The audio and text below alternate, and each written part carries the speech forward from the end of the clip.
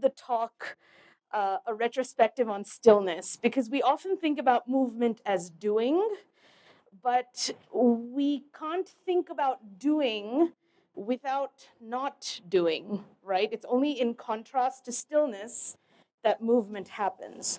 So, what is stillness? So, is stillness quiet? Not necessarily. Is stillness pausing? It could be. Is stillness being stuck? Possibly.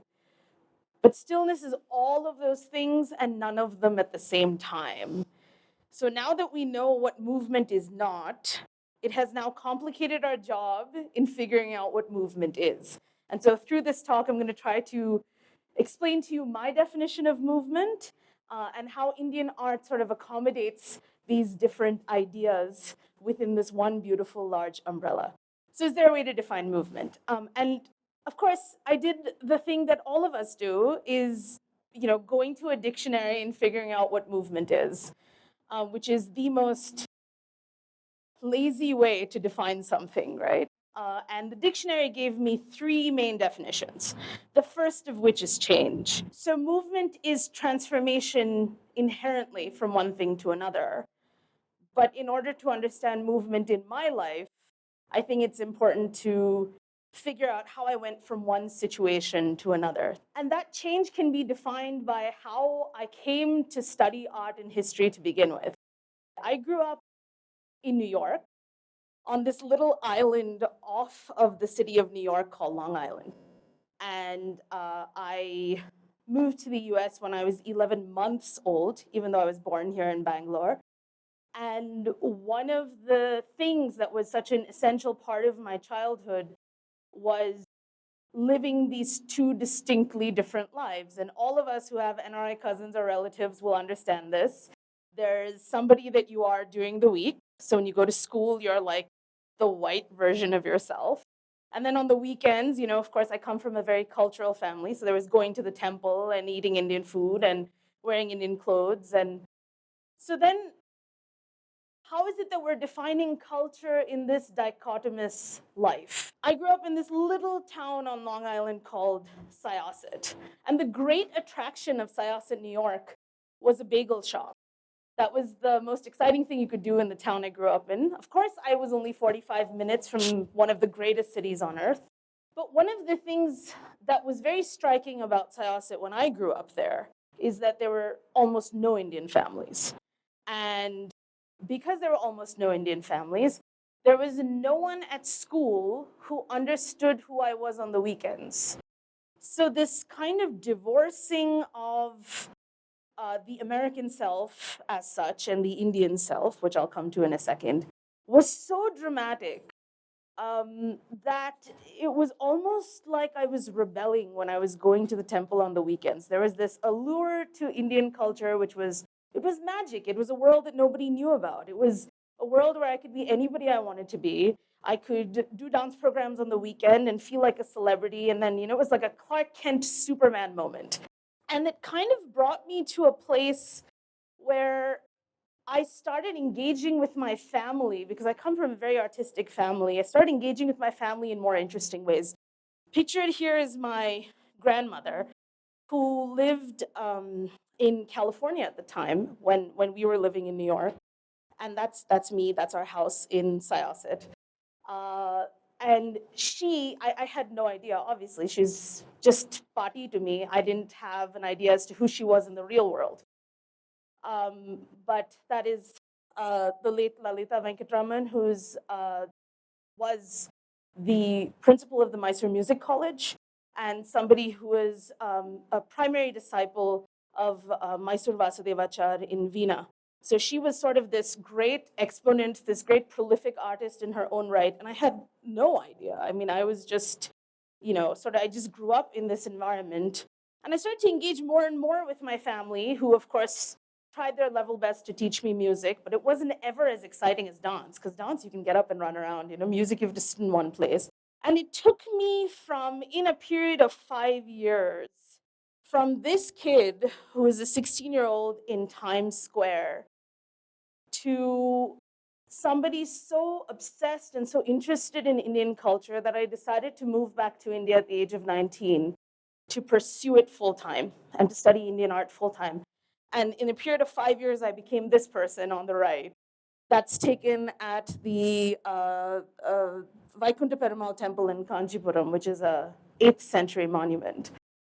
And that transformation was one of the biggest moments of movement in my life. How do you go from being essentially, this dual,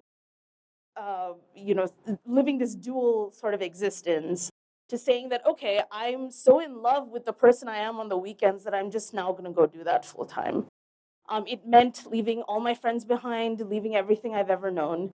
It also meant moving to India, which, as you can imagine, was quite the culture shock. Not just in terms of, of course, there's like the usual things, there's the roads and this and that. But I mean, it was the little things that really got to me. Like, I would head out for field work, and I was doing field work across the length and breadth of India at this point in my life, when I was in my early 20s. And the neighbor aunties would comment on the length of my sleeves and the length of my shorts. And I was crawling through the mud on the side of a 5th century temple to grab one image of one sculpture. And still, the most important thing was what I was wearing. So it always made me sort of curious about what it is that now becomes my new duality in this world. Now I'm secretly American. I'm no longer secretly Indian. And that kind of changed a lot of things for me. And so that picture, which you see on the left, is me as a 14-year-old at the Periya Koval in Tanjavur, at the big temple. And I always had an interest in how various forms of movement found manifestation in Indian art. And this was after I moved to India when I was about 24. I was doing field work in Khajuraho, and they had invited me for the festival and all of that. And I couldn't get over how beautiful India was. And I wish I didn't have to do it. I wish there was somebody who was born here and raised here and had more fluency in the language who could do more of this work. And I'm not saying that there aren't people. I wish there were more people, is what I'm trying to say. But when I was traveling the length and breadth of India, I traveled through Madhya Pradesh, through like Orcha and Datia and all of these like remote temples, down into, like if you go into North India, right, into UP, and there's just so much to see. And as you come down into Andhra Pradesh, the Nagarjuna Konda and all of the Buddhist art that comes out of Andhra, down into Tamil Nadu, of course, with these massive temple complexes that are like villages in their own right or towns in their own right. Karnataka with its beautiful Hoysala architecture, the intricacy of the sculpture, and into Kerala, where you have these beautiful kutambalams and these lovely brass lamps. I mean, it was like Indian cuisine. I mean, every place had something different to offer culturally, architecturally, artistically. And I was like, why is everyone sleeping on this? Everyone is sleeping on this. And then I realized it's expensive to do this kind of work. I was lucky that my parents supported my passion and allowed me to travel in order to gather all of this research and execute these studies in movement. But I realized that perhaps something to keep in mind for all of us is that when we think about Indian art and movement, we really need to start creating an ecosystem of people who are more interested in the diversity of Indian art, but also more equipped with resources, with equipment, with knowledge to actually go out there and study these things at an international level. One of the things that I was very, very fortunate to have experienced, though, because my parents supported me and I did all of this work, after I became a master's student at JNU, I finished a master's in arts and aesthetics and an MPhil in Indian art history. And I started taking my work about all of these remote temples in different corners of India and presenting it all over the world. So I had the honor to present at Cambridge University. I was in Florence. I was just in Australia a couple of months ago. And the way this research is gaining traction around the world, it's another layer of sadness for me. because everyone else knows what's up. Everyone else knows that this is exciting stuff. But all of my funding for all of the projects that I have been doing has been cut. And one of the tragedies of a government that's really focused on development and sort of a more outwardly definition of infrastructure is that some of the softer aspects of society and culture, which in my opinion are critical aspects of soft power, are not being encouraged as much as they could. So I would encourage all of you to keep that in mind. And as you've come here to support me and listen to me talk, if you would really put your resources where that interest is and support more artists and scholars, we would have a lot more interesting research to offer. The second way to define movement is as a lack of stillness, which we were talking about earlier. I love this quote.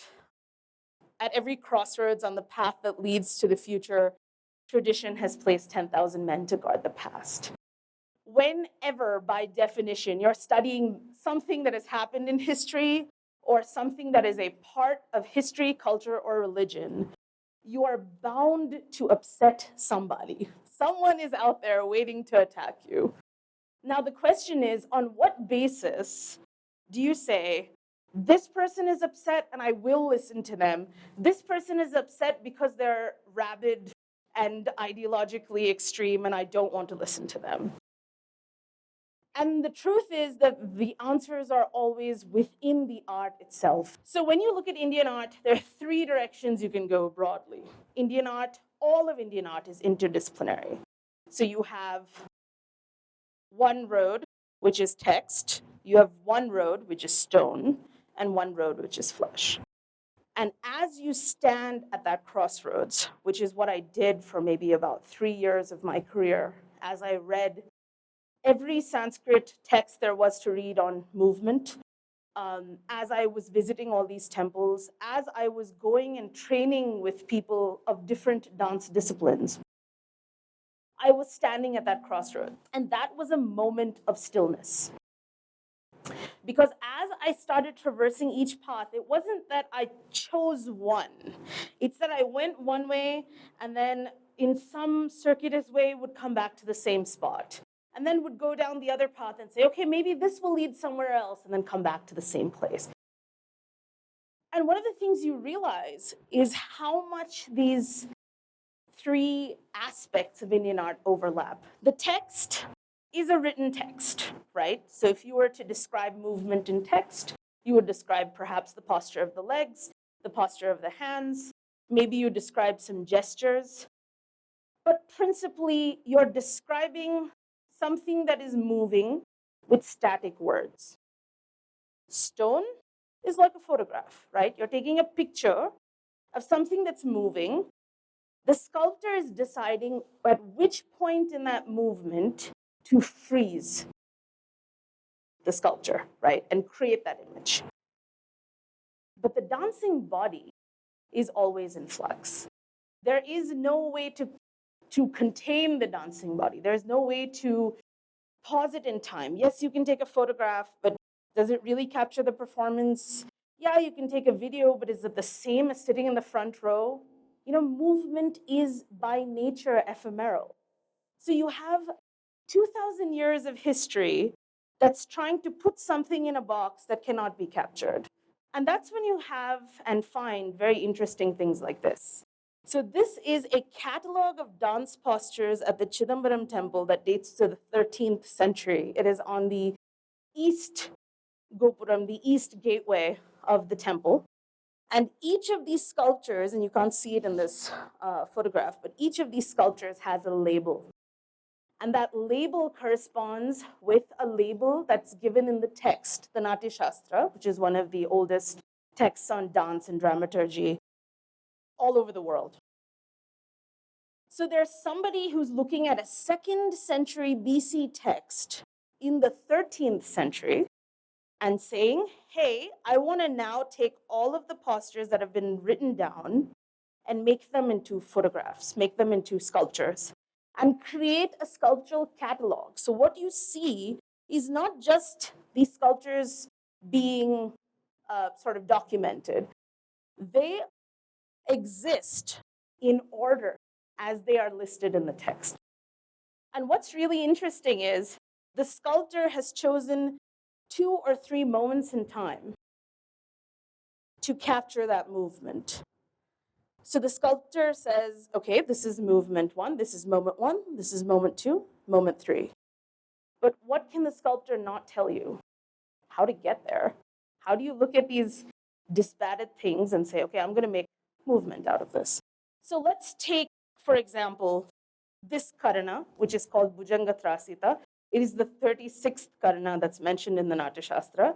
A karana is a sequence of postures. So a karana is a movement sequence.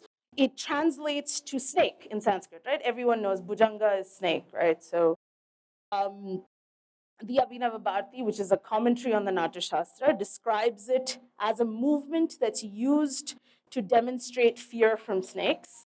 So it's kind of a shock movement. It's like a, you know? So that's literally what it is, because you lift the leg at the same time. So it's like, in case the first demonstration wasn't enough. The kunchita foot is to be thrown up. And the thighs have to have an oblique movement. The hip and the thigh also have to have the same movement.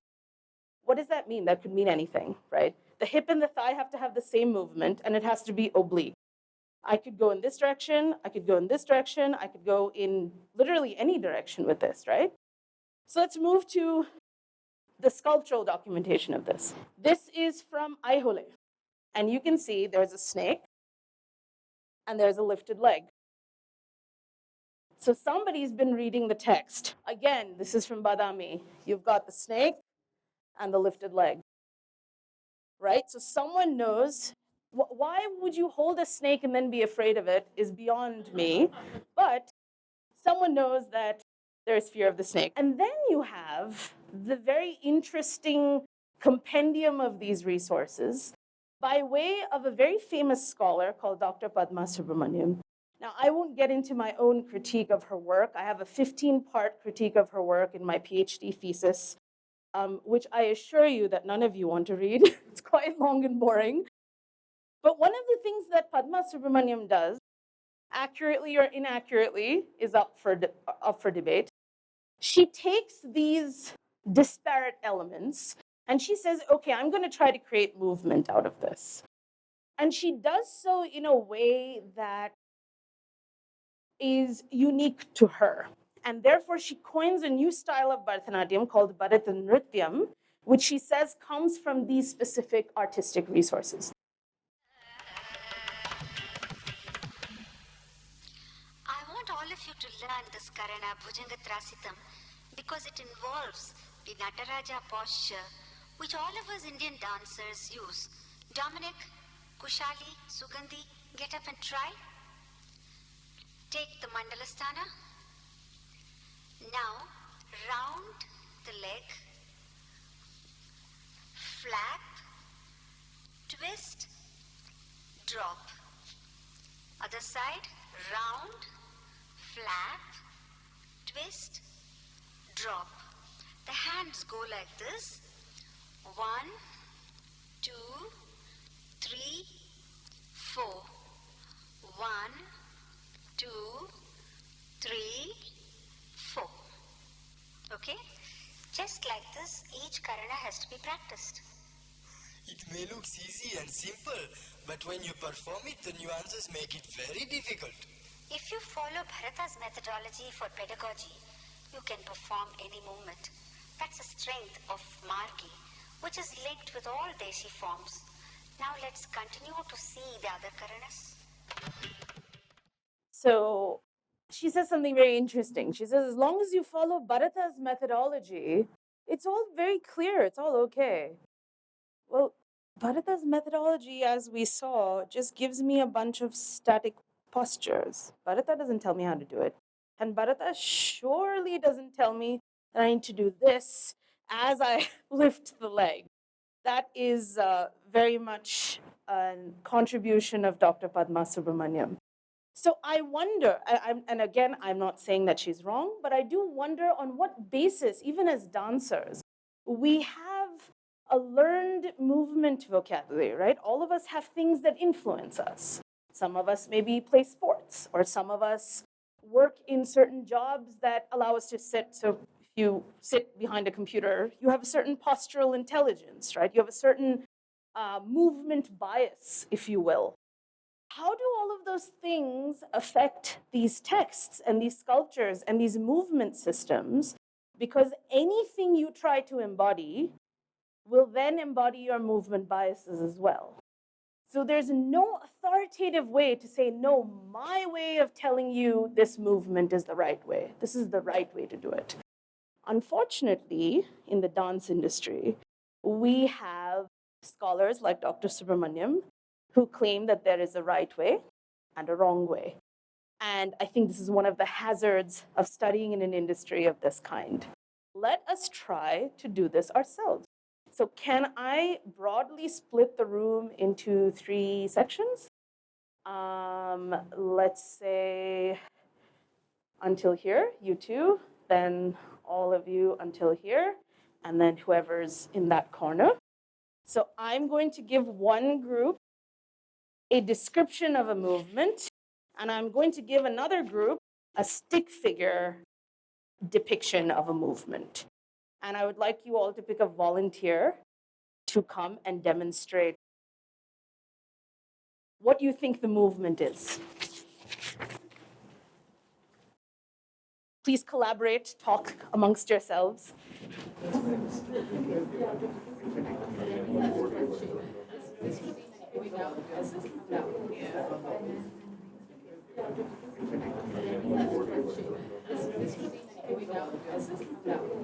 I know, it's going to the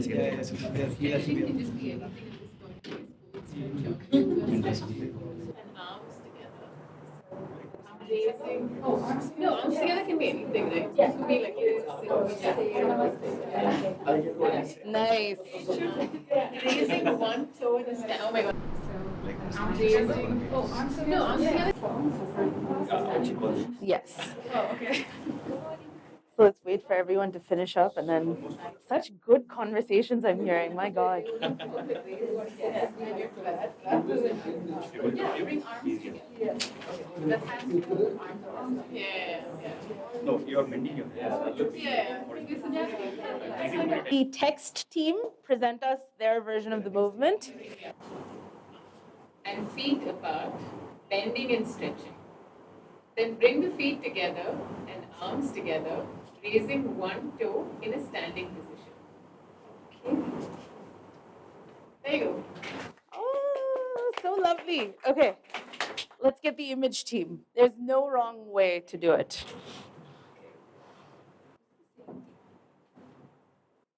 Mm-hmm.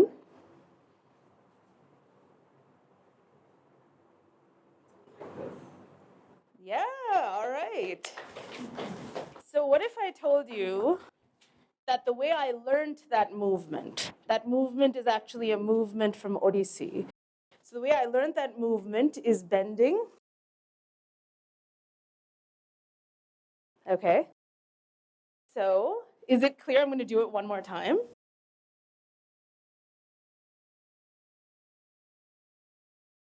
Okay, so we have all the components. We have the squat, we have the bending and the stretching. We have the toe, right? You guys have the illustration of the toe. We have the hands together. We have the hands wide apart. So do you see how now 3 people have interpreted the same movement in 3 different ways? And I heard some very interesting things coming out of the room. So the first question was, is it left to right or right to left? Someone in this group asked. We don't know, right? So when you see it in a sculpture, they can only show it to you on one side. So is it fair for you to abstract the other side? Does it look different on the other side?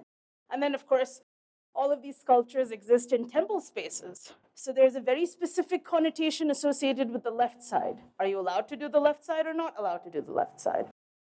On the text team, very interesting conversations were happening around, can you do something there? It would look prettier, right? If it was embellished like this.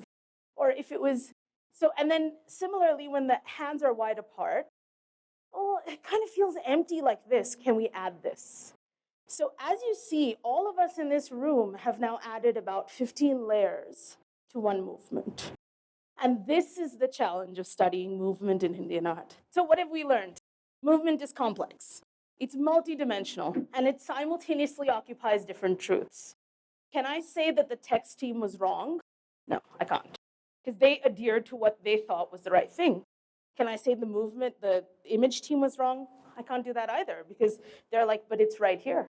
I have the image in front of me. So am I wrong? Because I learned it from a practitioner who learned it from another practitioner, who learned it from another practitioner.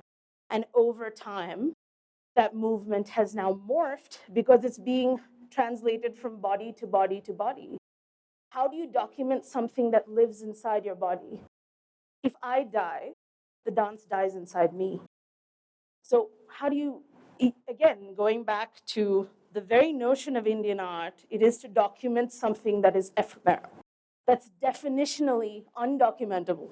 And of course, all of them have credence in their own ways. I respect Sanskrit scholars as much as I respect art historians, as much as I respect dancers and dance historians.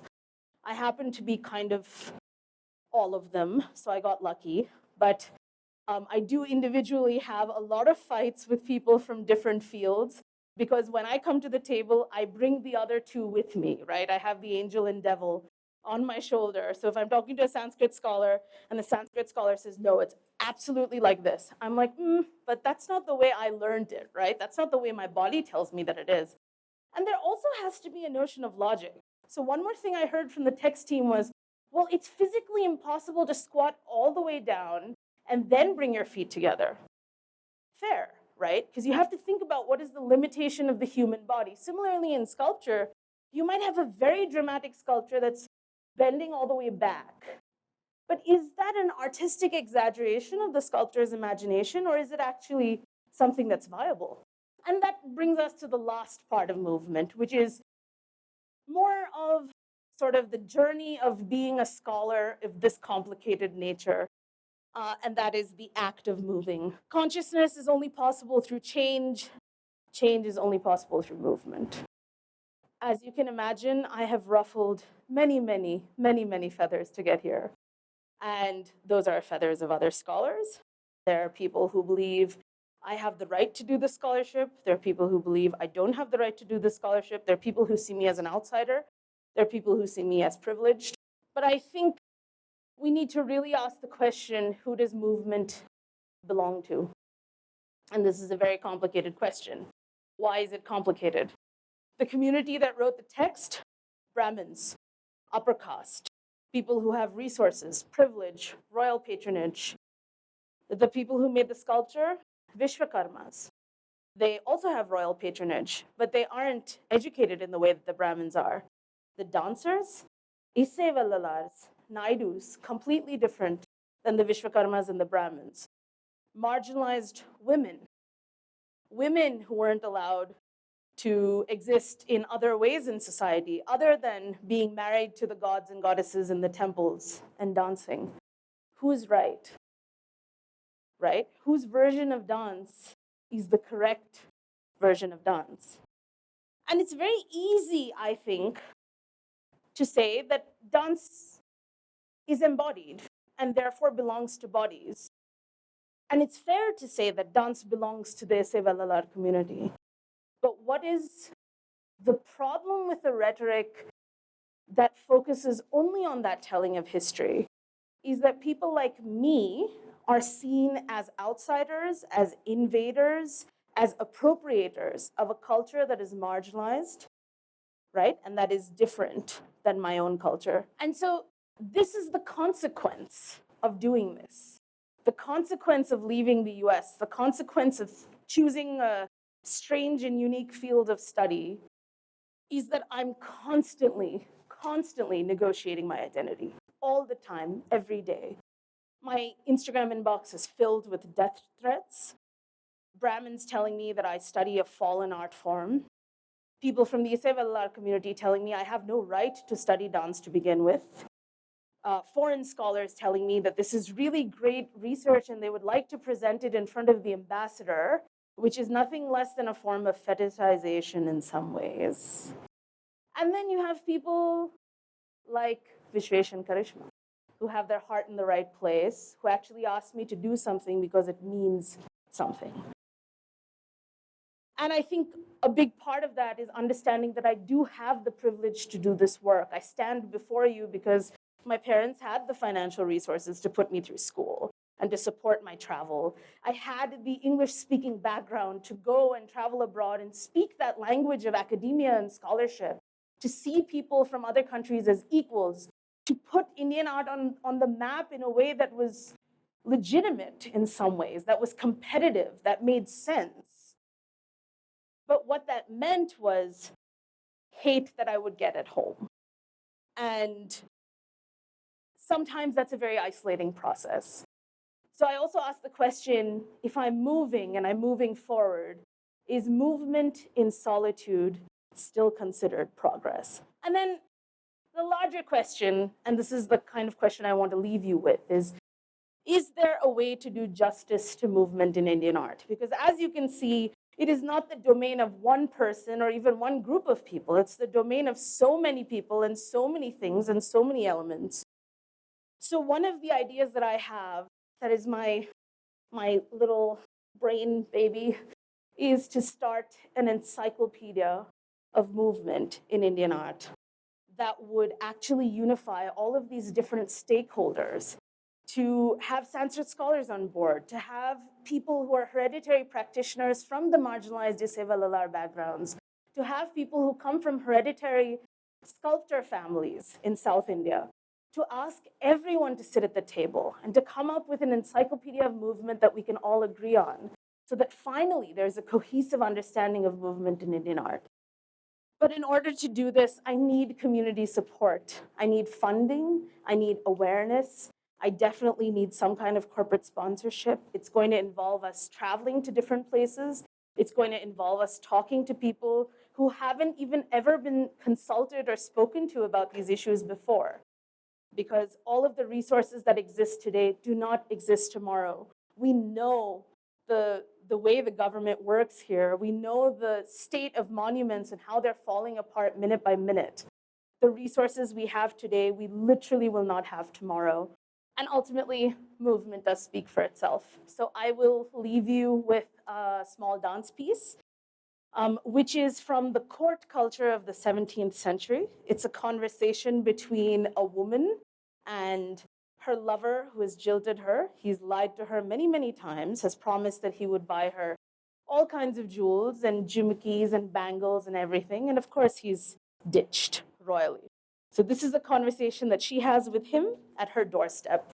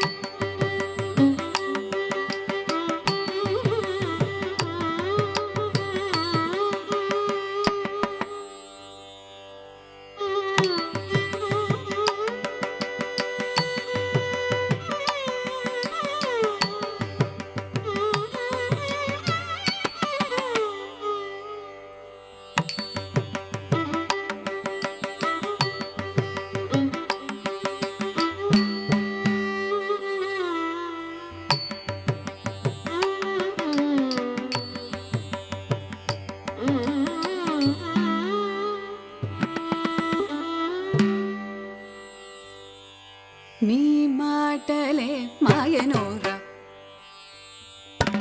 నీ మాటలే మాయనోర నీ మాటలే మాయనోర సామి బల్కర నీ మాటలే మాయనోర సామి బల్కర నీ మాటలే మాయనోర సామి బల్కర నీ మాటలే మాయనోరా ఏమేమో బోధించిననే మారజేసేవురా ఏమేమో బోధించిననే మారజేసేవురా ఏమేమో బోధించిననే మారజేసేవురా మాడలే మాయనోరా చక్కని సామి వలే చెక్కిలి నొక్కిరవ ముక్కెలనికి చేదని టోకుల చేసోగించిన మాడలే మాయనోరా చక్కని సామి వలే చెక్కిలి నొక్కిరవ ముక్కెలనికి చేదని టోకుల చేసోగించిన మాడలే మాయనోరా మాటి మాటికి మరు